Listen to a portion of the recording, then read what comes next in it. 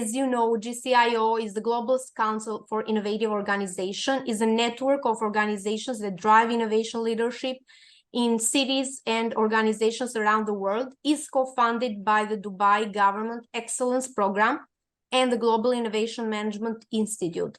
The mission of this network is to share and exchange innovation best practices around the development and implementation of innovation models. We will have here the presence, of course, of Jimmy, but also Dubai government and our members.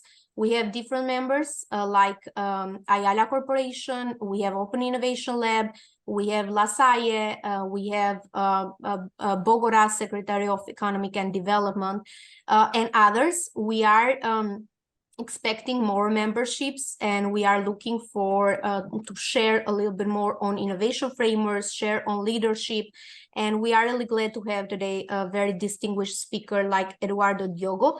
But before giving the floor to Manuel to introduce Eduardo, we'd like to see a video, a short video about GCIO. Victor, if you can share again the video because there is no sound. Second, sorry. No worries.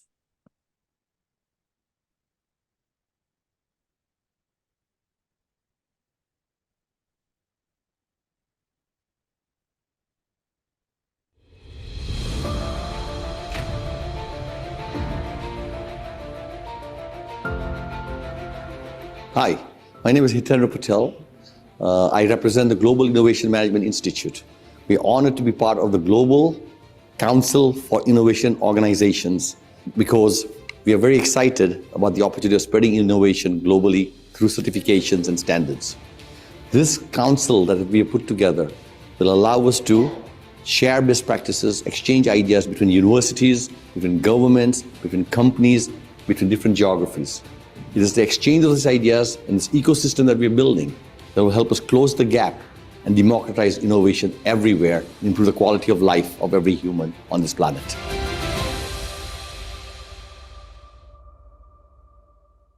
Great. Thank you very much, Victor. So I'll leave the floor to Manuel Mendes, who will introduce Eduardo, our speaker for today. In the meantime, I'll share the screen, the bio of Eduardo. Manuel? Thank you, Rila. So, good morning, good afternoon to everyone, and welcome to this session. I see a lot of friends here, common friends, and I was glad when I was invited to introduce Eduardo because I've been somehow part of this journey, right, Eduardo? Eduardo, I've met him when he was starting Association of Young Entrepreneurs back in Brazil, 1996, 1998. And from there, this model he led was considered example to be spread to the entire state of Ceará in Brazil. He started with the capital, Fortaleza, and he founded what was called at that time the Federation of Associations of Young Entrepreneurs from Ceará State. At that time, over 300 members. And then this model, again, became elected to be spread around Brazil, the entire country. And again, he created many different associations in many different states of Brazil. And nowadays, this Confederation of Young Entrepreneur Associations accounts for over 3,000 members in Brazil. It became a part of the economy and politics scenario of the country. After that, Eduardo started working in the government side. He worked as a Secretary of Planning for Ceará State. And again, another term, he also worked as the president of the Agency for Economic Development of the state, 2 terms, 4 years each. And while he was there, he also became president of CONSADI, that is the Council of Secretaries of Planning in Brazil. Then he went, he took a sabbatical, and he went to work after that as a consultant at the World Bank, for the World Bank in Washington, D.C. He stayed there for a few years, and during this course of his history, he wrote a book. It was about hope. It is a interesting book, and he will. I'm positive he will talk about during his let's say a session here. It was about the elections that happened. The election that Donald Trump was elected president of United States. He covered the entire process, and more recently he went back to Brazil after this time in Washington, D.C., and he became the CFO of SEBRAE, which is the equivalent of the Business Association for Small Companies in United States, SBA. So he is now, he went to SEBRAE, and he stayed there for 4 years as CFO of SEBRAE, and now he is starting a new cycle in his career. He now is back to the private sector, and he is starting different initiatives that he might talk more about it. And during his time in SEBRAE, we were glad to also share with him a project to build a methodology and to train 2,000 leaders across the country. And I believe that's the objective of his talking. So, Eduardo, thank you very much for accepting the invitation, and the floor is yours. Welcome. Manuel, thank you so much. I really appreciate being here. Thank you all for having me here. For me, it's a great opportunity to learn from you all. My special regards to Hitendra and to everybody in the team that put this moment together today. So good day, good morning, good afternoon, and good evening for everyone.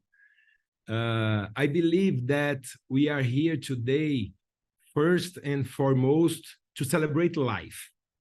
And alongside with that, we celebrate the ingenuity and all the entrepreneurs, men and women, who never, whatsoever, under any circumstances, give up. With certainty, I'm referring, of course, to the members of GCIO as well, an organization that I see as a land, and they really mentioned that, as a land of metrics and best practice. Before we move on, Victor, soon I'm going to ask you, but I mean, you can share now, because I had some issue here with my privacy, and Victor is going to help us. I would like you to go to the introduction slide. I'm going to make some initial remarks. Yeah, no, leave it there in the introduction. Yes, at this moment. So before we move on, please allow me to state the obvious.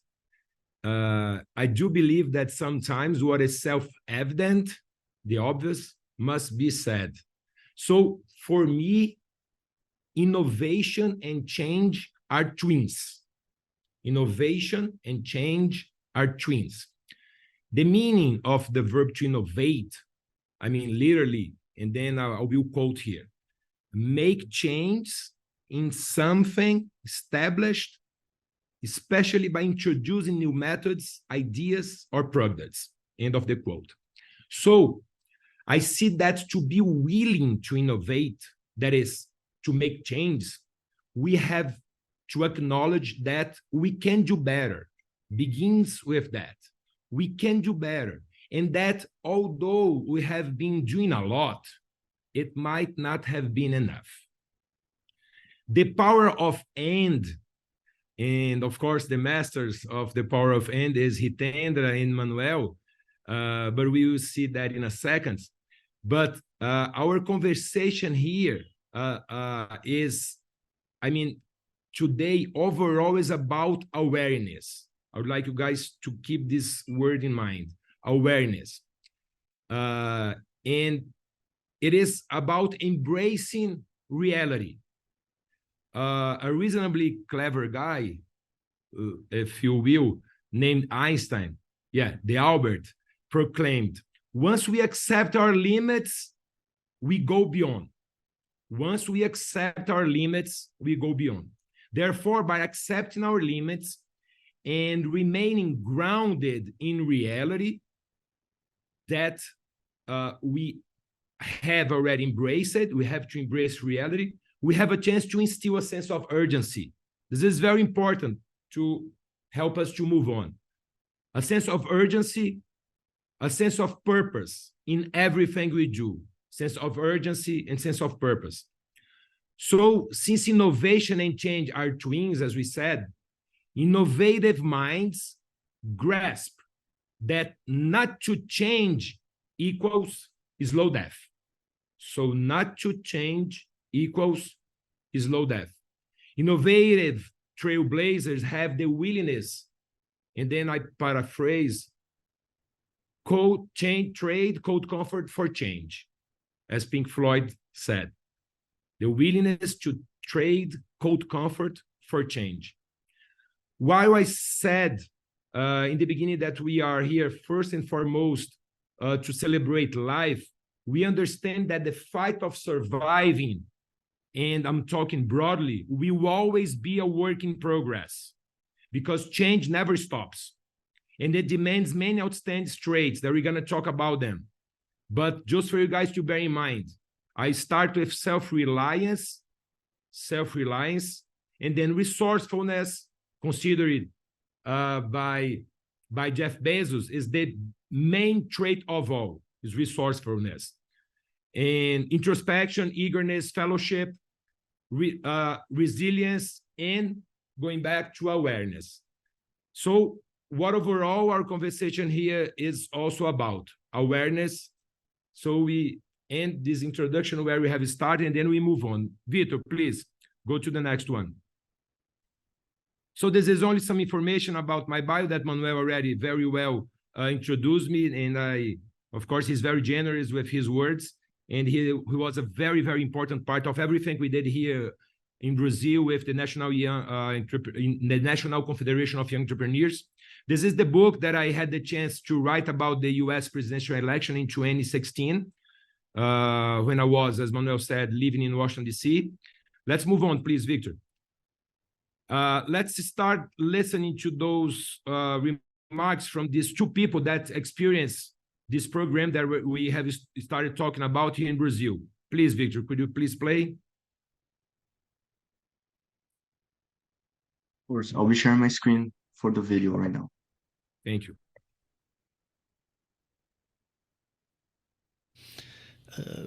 Visionary, and I know it sounds, you know, every leadership program is visionary, but this is truly visionary, as well as it requires deep self-reflection,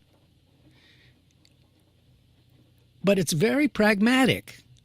It's the only program of its kind I've seen that really shows people, including me, how to take their vision from conception based on ethics all the way to putting it in place in the real world. Also, I mean, there's so many things, but the things that are important, that are different, that differentiate this program also is what they call their pedagogy. It's their ability to create a program online that works as well or better than most programs do in person, allowing people to really develop through self-reflection, through sharing with other people, through working in small groups, working in large groups, gamification, and everything, to really master much more of the content than I've ever seen in any program that I've done before.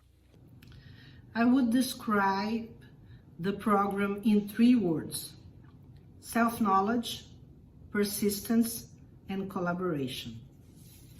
What I liked the most about the program was to realize that everybody can be a leader. Not only directors, managers can be leaders.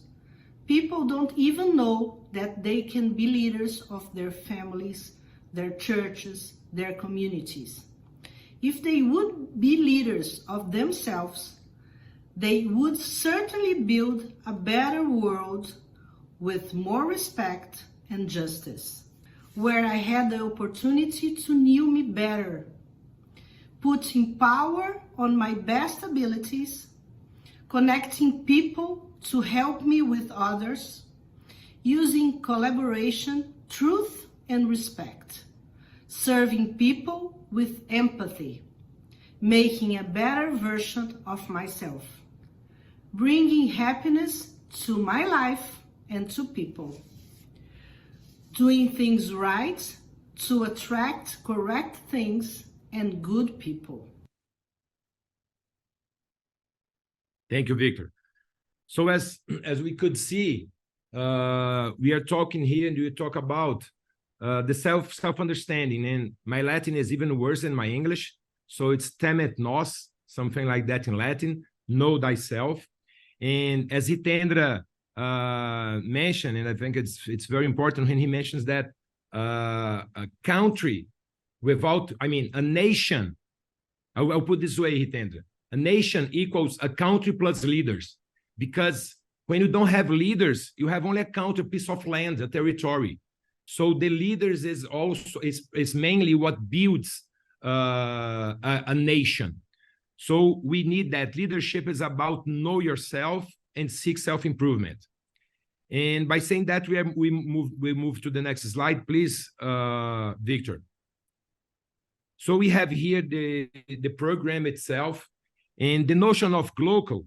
And I'm pretty sure that Manuel in the following days will share with you all the first edition of the Global Insights, that it's the first publication that is focused on to be the universe of the world players, the world-class players.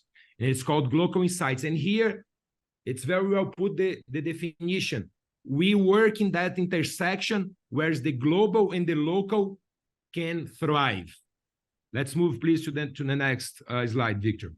And then how was this journey? The world is changing rapidly and bringing new opportunities and threats. You can go all of them, please, Victor. And then, listen, we have, of course, the ESG that we are very aware about it, automation, digitization, technology in health. So we play with those words: green innovate, robo-vate, connectivate, health innovate, and the leader. And of course, the questions are what is the main thing, the most important thing. We're not here to provide certainties, because I don't have them. As a matter of fact, I have just 2 certainties in my life. First is the finitude, and then the second one is the change will never stop. But we are going here to make questions. Okay, so what should you do in this environment, Victor? Yeah, you can go. We have here, it's very important for us to see the world from everybody else's perspectives, put ourselves in everybody's shoes, and also reframe our visions. And here, each one of us, doesn't matter if you are in a silver economy, I'm almost there, or if you belong to the US of Latin America or globalization or the Gen Z. Like, I have 2 kids. They are 20 and 18. Both of them went to college in the US. They are there doing college in the US as we talk. They have their own problems. They have their own challenges. They see the world on their own. So it's very important for us to understand that everybody has a different perspective in the world. Victor. So those guys, of course, they are outstanding guys. Regardless, we like a little bit more or less Bill Gates, Larry Page, Jack Ma, and I would jump Steve Jobs, Mark Zuckerberg, Elon Musk, or Jeff Bezos. they are outstanding guys. Yeah? Of course, among them, probably Elon Musk is the most controversial one. And I jumped Steve Jobs because he's the only one that it's not around anymore. It's not with us anymore. And he is the one that built the main company among all of them. It's the only company that worth, I mean, the market cap of over $2 trillion, reached 3, now it's already around 2.6. And of course, Elon Musk is the most controversial.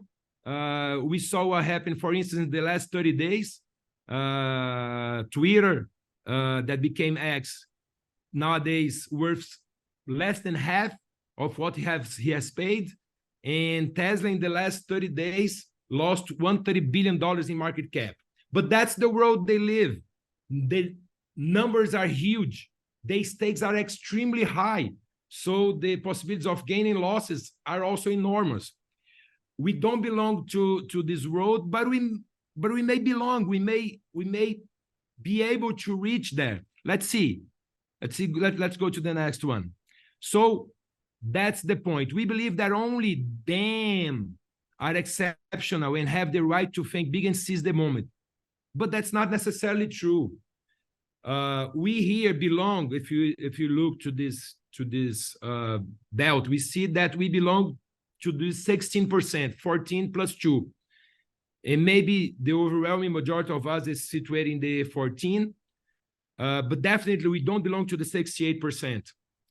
And here I will play, Manuel, if you allow me, with what we have in my book in 2016, that of course here we're talking about entrepreneurs, but also Trump seized the moment in 2016. While we say that Google, they know what people think, I would say that Trump understand what people was thinking, and Trump had the courage to speak what people were saying. Well, I mean, to speak what people were thinking back then. And that's probably the main reason that he became president of the United States in 2016. Of course, took the office in January 2017. It's more or less what is called like pluralistic ignorance. I mean, in social psychology, pluralistic ignorance is a situation in which a majority of group members privately reject a norm, but incorrectly assume that most others accept it and therefore go along with it. This is also described as, and I quote, no one believes, but everyone thinks that everybody believes. The end of the quote. So Trump in 2016, definitely in disorder or the other way around, tapped into that and became the president of the United States. Let's go, Victor, please. So everyone believed that they were exceptional. We believed that we were exceptional and that we are going to make a big difference, but somehow we got stuck. So please press again, Victor. So that's the gap. And when we have here business revenue, we also can talk about our personal expectations regarding ourselves.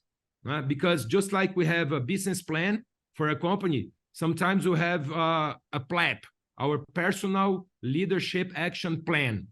So fits in whatever we would like to put here. So our business revenues or our personal performance in the time, what we believed and what really happened. So that's the gap between what we believe and what really happened that we have to work here. Victor. So what if we could help individuals regain that confidence and aim higher and provide a pathway to make it real? If you are aiming high, try to aim higher. It's shoot for the stars. So we have here, aim higher, pathway to make it real. Please, Victor. So we did this when I was the CFO and CAO of Sebrae Nacional, as Manuel said. And we had this opportunity to work together with Jimmy, with Big, and with IXL. We did this with 2,000 individuals in Brazil. It's very important for us to understand the conscious level. We had the perception back then, 25 years ago, as Manuel said, when we have started the associations of young entrepreneurs in Brazil, we had the perception that would be good for the nation as a whole. And here in Sebrae at this moment, so let me just make a parenthesis, Sebrae is an organization that has an annual revenue around $1 billion. Sebrae has 8,000 direct employees and has 40,000 people that works in what I call its ecosystem. It's present in the 27 states of Brazil. So it's a nation spread organization. So with those 20,000 individuals, we really believe that we could transform the country. We could foster leaders where we can call innovative, we can call transformational, we can call regenerative. That's my thesis. My capstone project was about the regenerative leader. We can call however we think that it's most important, but leaders that think about the others, leaders that are willing to do everything it's possible to build better world for the next generations. So these 2,000 existing and aspiring leaders, proving cutting-edge tech methodology, we joined that, and structured framework and disciplined approach, and of course, results. Clear and tangible results, because at the end of the day, that's what matters. At the end of the day, performance results is, of course, what matters. And then when we see here, before we move to the next slide, the 93% of finished the program, don't think that the program was a straw in the park, because it wasn't. It was really, I wouldn't say tough, but it was a very pleasant, but not easy journey. So only 7% of the people quit during the journey. Please, Victor. So first we select the 2,000 people. We already addressed that, who wanted to become leaders or willing to develop their leadership chops. Victor. And second, we taught them the methodology, as we already mentioned, and I cited in the beginning the power of and. Of course, Hitendra is the master, and Manuel as well can define very well, but I will say with my own words, okay? So for me, the power of and is, if I could summarize in one sentence, is the following. When you have necessarily to choose between A or B, you choose both. That's the power of and. And it's related also to what I call self-reliance, that we talked about it in the beginning, okay? So you don't outsource your life. You don't outsource the main and the strategic and viral decisions of your life. You appropriate them, and then you make those decisions, because at the end of the day, you are the one that is going to be more impacted by them. So that's how I see the power of and. Third, we provided to them a structured framework and disciplined process to make their ideas real. And then we are going to see this process here in the next slides, okay? We already talked about the onboarding. We're going to see it again, but leadership values, vision, platforms, portfolios, projects, results, and commitment. I'll just make a parenthesis. Wherever I go, I always say, and then I want to make this correlation between commitment and competence. Wherever I go, when I begin a journey, I always make clear for the team that between a very competent person and that it's not committed, but a person that it's not so competent, but it's absolutely wholehearted committed, I keep the second one. I keep the latter.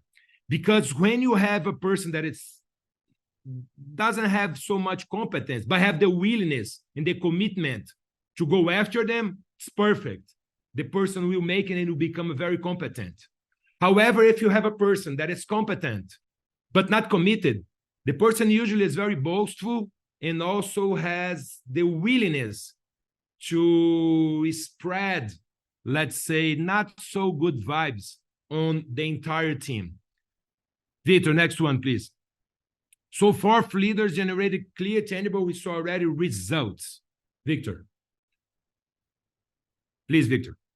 Okay, so our point of view. Self-awareness and reflection. We always talking about it because it's where everything begins. Everything begins in ourselves, in our inner. So that's a very important thing for us. So learning is a lifelong process. I would say that education is the new generational wealth. That's the most important thing we can provide to our kids, is the possibility to be in contact with the best education, to the best knowledge for them, from the data they have, from the information they have, from the knowledge they have, to become wise persons, to be able to make great decisions throughout their lives. Next, Victor. So ethics and behavior, it's absolutely fundamental. If I say something that there is no consistency to what I'm doing, it makes no sense, and my words is just like I absolutely has no grounded in reality. So no one will trust. So you have to match what we say to what we do. And if there is any difference, we never consider what the person says. If there is difference to what people say and what people do, keep looking at what people do and forget about what they say, because it's just, if you allow me, BS. Go there, Victor.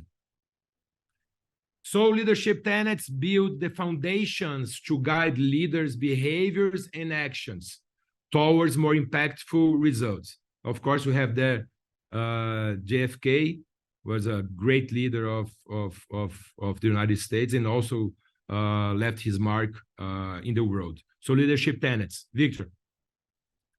Elon Musk, we have mentioned already him with his vision, clear and compelled shared vision and purpose, helps leaders to set their North Star.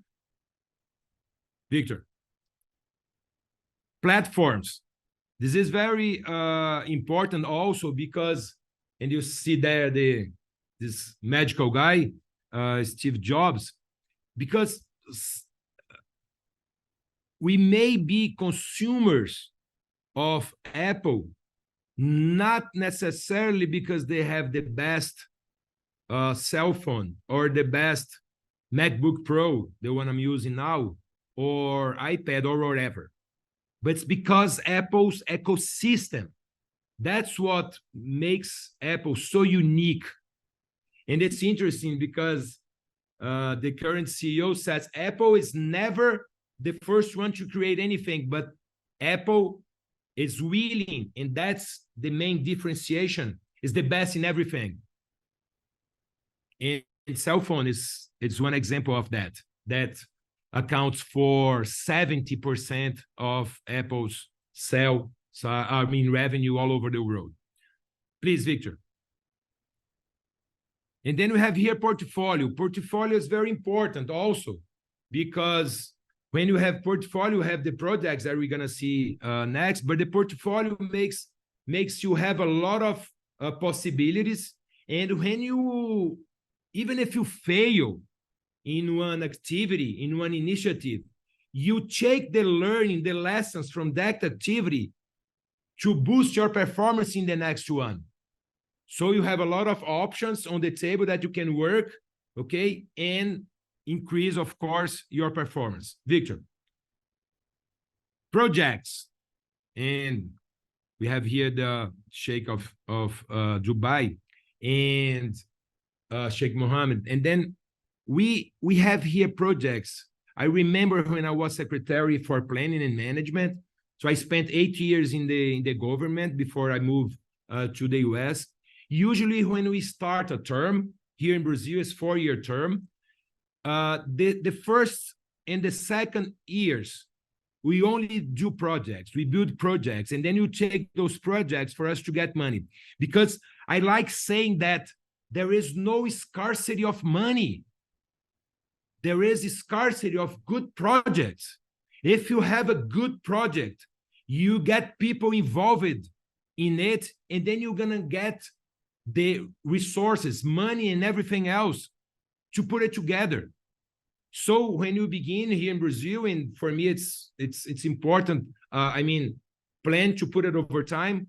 First year, second year, it's just projects and approving them, getting the money.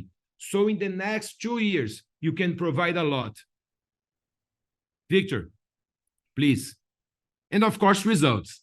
We mentioned and we've been through the results all the time. That's what impacts people's lives, people's life, results, performance. That's how effectively we can be able to change or contribute to change the world. Victor. So as I said, questions are much more important than statements and affirmations. So what if we could help existing leaders to regain their confidence and unleash aspiring leaders' potential in every big city and small village around the world? This team has this possibility. We have people here from all the continents, very savvy people, very influent people that can really undertake this task. Next one, Victor. Thank you so much for this opportunity to all of you. Thank you so much. Manuel. Thank you, Eduardo. I'm going to give back to Willa. Willa, if you want any help with the questions, please feel free. I already have one here for Eduardo, but let's see what you have in your hands now. No, before, definitely we'll leave the moderation to Manuel. But before that, let's watch another video about GCIO, and we can start with the Q&A section.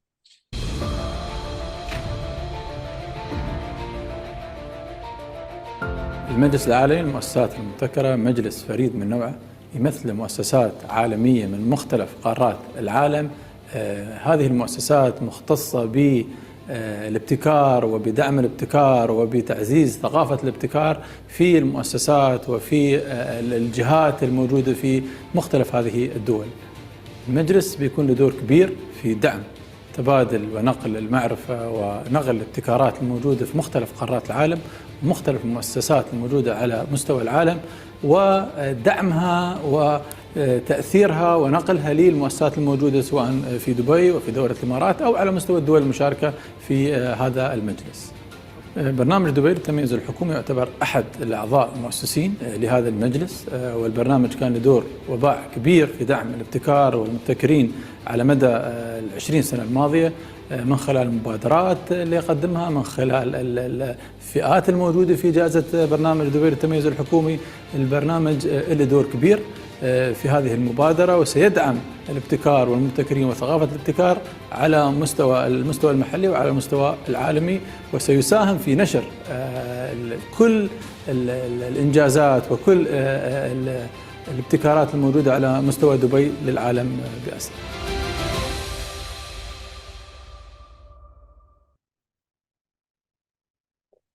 Great. Maybe let's start with a question from Manuel. In the meantime, let's wait questions from all the audience. Please feel free to open your mic, raise your hand, or basically write in the chat. Perfect. Thank you, Willa. Okay, I see we already have HP here.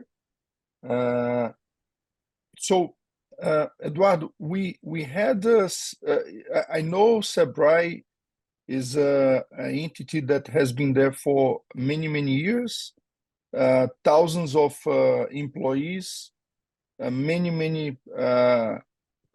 businesses that are connected with, and for sure you already had many different leadership programs over there. What made you think you needed a new one, or what was different about this program compared to the others that you already had in your portfolio? That is a very nice question. And the main differentiation is because this program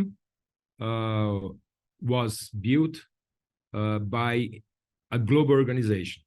So, or let's say a set of global organizations. each one of them with different skills, a lot of skills, but specific different skills. Jimmy, big in IXL Center. So it's very important, and we look at that all the time, for us to have the opportunity to allow the Brazilian entrepreneurship, the Brazilian entrepreneurs, regardless if you are, like I like say, infopreneur, allpreneurs, whatever preneurs you are in Brazil, you have to have the chance to have more contact with this world arena.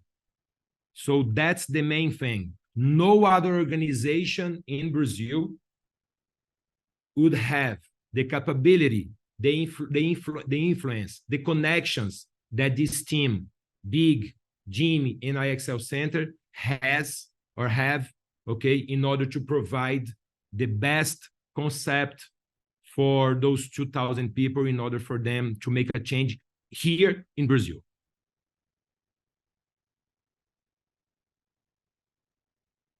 Thank you very much, Eduardo.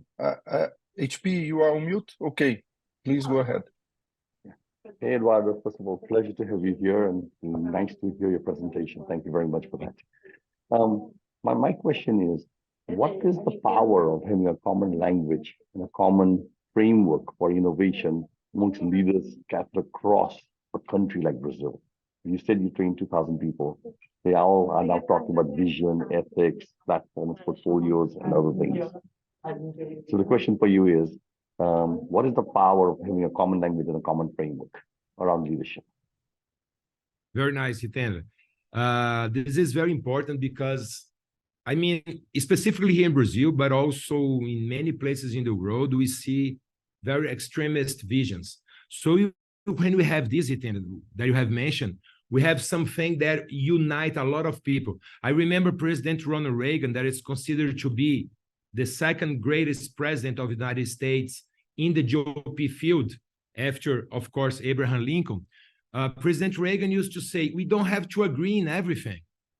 We agree in 70%, it's awesome. So let's put aside the 30% that we don't agree, and let's focus on the 70% that we do agree and work with that.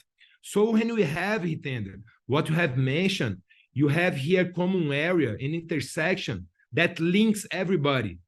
So this is absolutely important. You see, here in Brazil, Sebrae hosts a program from the United Nations that we have 280,000 people that already passed. So this is a huge community. But the program that you created with Manuel, with Rom, and the entire team is much more powerful. And we can reach much more people because it's more effective. I'm pretty sure about that. So I'll tell you something. For me, as the former CFO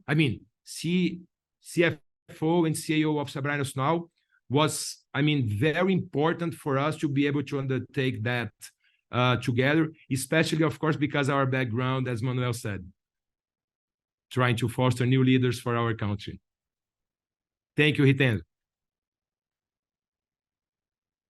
Perfect. Thank you. So I see here we have Victor and then Urila in the order. Go ahead, Victor. Thanks so much, Manuel. Thank you a lot, Eduardo. I love the presentation. My question is, where should we focus the training? Should we focus more on the senior executives, on the junior staff for them to grow, on startups? Who should be the target audience? All the audiences are important, but of course, when you're talking about the next generations, we have to look at the younger people in a different way, because people like you, like my kids, like the girls of Manuel, he has 3 daughters. So yeah, of course they deserve a better looking. We can see in the United States, for instance, in the political arena, how important, Hitendra, is to foster new leaders. Barack Obama that is considered to be a great president of the United States, and not going to discuss about that nowadays, I mean, at this moment. But he fostered zero leader for the Democratic Party and also for the country. Trump, more or less the same way, a little bit better because he gave opportunity to more people, young people. But at the end of the day, what you have Joe Biden and Donald Trump that 99% will be next year, okay, running their campaigns in the general election. It's unbelievable. We're talking about a people with almost 350 million people. So that's a lot of barriers that you have to break to make the people that now they have the power of the decision, or the decision makers, to understand how important it is to give opportunity to younger people. And if we work now with the younger, when they are not young anymore, they will understand that. And then they will do differently than the current people around those 70s, like Biden and Trump, they have been doing throughout their lives. Thanks so much. Cool. So, Irila? Yes. So Eduardo, thank you very much for the presentation. And I have witnessed basically the impact of this program. I was lucky to be part of the program design and delivery somehow. But my question is a reflection, because to do such programs, I believe you started this because you wanted to create a movement. You wanted to empower individuals in NGOs, in politics, in basically businesses to become leaders and make a significance or difference in their communities, right? And what it takes sometimes, it takes a person like you who really believes in this and wants to make an impact for the country, but also sort of power. And back then you had power being a part of leading, SEBRAE. Now I'm not going to ask what SEBRAE is going to do about this to transform into a movement, because you are not part of that. But I still believe that that mission is still there, right? Inside you. You want to still continue to do this, convert this into a movement. So what are your next steps? You said the first basically stone. Now what is next? Really, unfortunately, last year my campaign for CEO of SEBRAE Nacional wasn't successful, because we had a change of the president here in Brazil. But I had understood that my mission as CFO was ended, so I was not interested in keep being CFO anymore. And then, since the CEO perspective also didn't work well, so we moved on, because I always look to the good side of things. Regardless of what will happen in life, we have always to bear that in mind. Doesn't matter what happens to us. What matters is how we face due to the circumstances. So I saw it as a good thing, and now we are putting together a new program, also, as I mentioned, focused on road players, people, the Brazilians that do things abroad. And we are setting this publication that I mentioned that soon Manuel will share the first edition with you all. It's called Global Insights. And also we are connecting people here from Brazil to the road ecosystems. So I believe the following: we have some things in life that are transitory and some things that are permanent. And the position we have, that's transitory, okay? But what we are and who we are, that's permanent. So doesn't matter where I will be, I will always be looking at leadership, at fostering new leaders, because that's what we have been doing for 25 years. That's what I like doing in my life. I can't come here and talk about car parts. I don't know. So we have to understand what we know. We have to understand what we like doing it, because doing what we like is essential also in life. So yeah, those are more or less the next steps. Thank you very much, Eduardo. Thank you very much. Thank you very much, Olivia. Thank you, Rila. Thank you, Eduardo. Actually, Rila, I have a final question to Eduardo. Since we have here a forum made by innovators, right? Mainly, I'd like to ask you, Eduardo, what is the connection between the leadership and innovation praxis?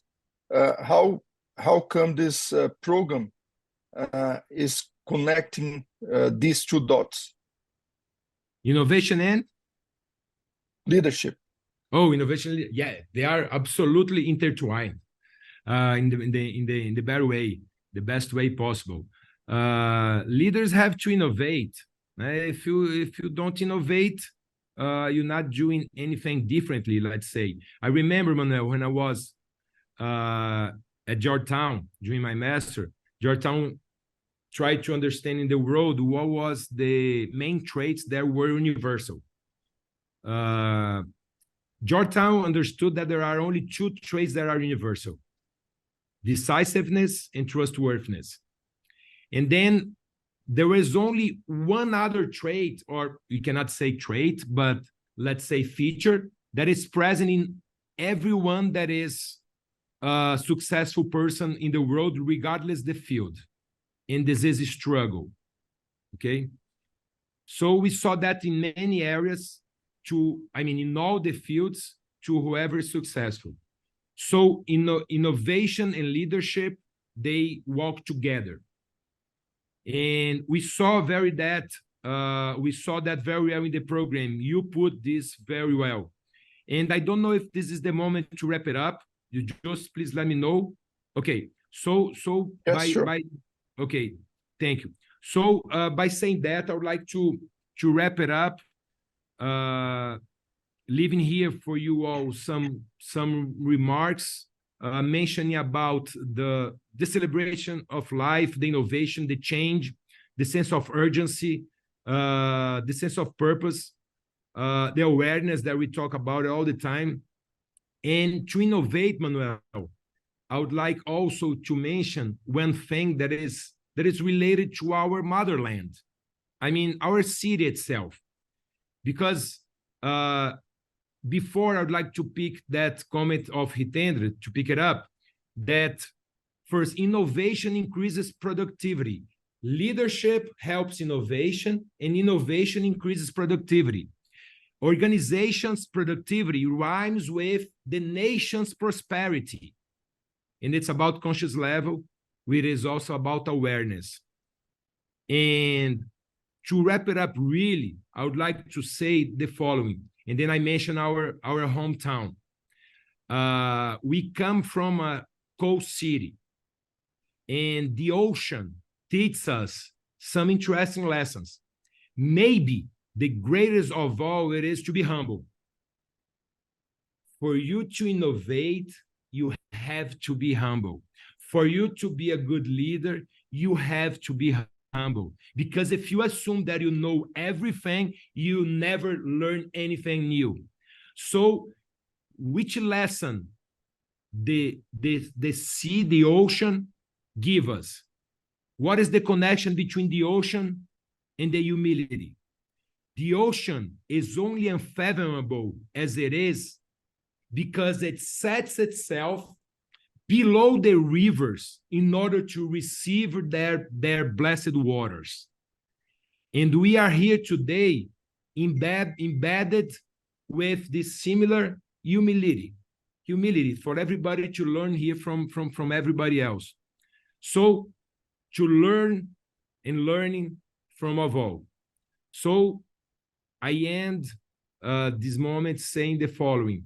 We also always try to honor the inventiveness of heroes and heroines who put on the line their own assets to create new jobs, to strengthen the economy, to deliver positive aggregate value to society as a whole, for what we are deeply grateful. So now, everybody here, let's go off and keep innovating and keep leading. Thank you all for your attention.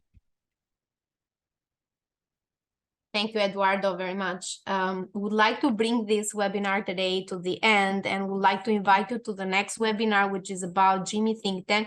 We'll have John Herniman from Switzerland talking about exploring entrepreneurship and social entrepreneurship from within large corporation. I believe it would be a great conversation we'll have with John. So please join us next week. Thank you very much. Thank you, Eduardo. Thank you, Manuel.